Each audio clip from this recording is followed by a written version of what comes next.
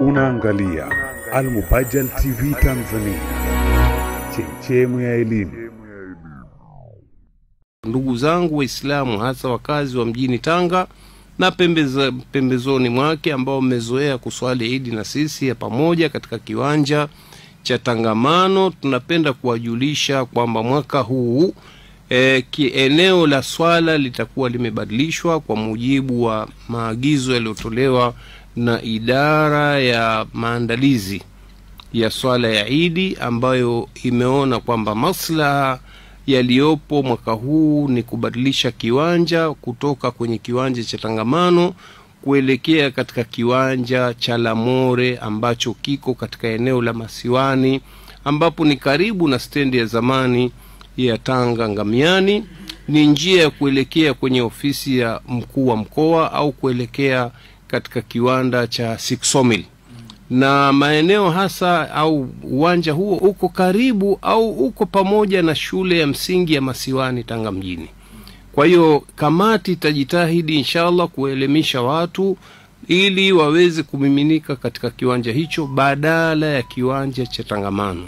Tumesema kwamba kiwanja cha Tangamano kina changamoto hivi sasa kwa sababu kwa kiasi kikubwa kimevamiwa na wafanyi biashara ambao wanagulio pale, tena na siku hizi hakuna siku na kwa siku zote, na wamechukua sehemu kubwa ya kiwanja kiasi ambacho kutokana na ongezeko la waswaliji, watu wa sunna, watu wa mwezi wa kimataifa, limeshakuwa ni eneo dogo. Kwa hiyo imeonekana maslaha yaliyopo ni kubadilisha kiwanja kwenda pale Masiwani, tukitaraji kwamba huenda wakatoshelezeka watu, lakini kwa hali ya inavyojitokeza kadri siku zinavyokwenda inaonekana watu wameanza kuelewa umuhimu wa kuswali viwanjani kwa sababu ndio sunna hasa katika swala za Eid, na pia wameelewa maana ya kufunga na kufungua kwa mwezi wa kimataifa. Kwa hiyo haya shime, ndugu zangu, atakayepata tangazo hili amfikishie mwenziwe ili asije akakosa ibada tukufu kama hii.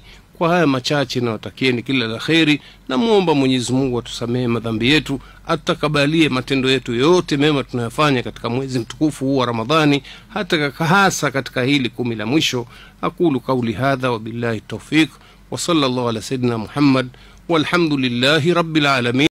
Unaangalia Al-Mubajjal TV Tanzania, chemchemu ya elimu.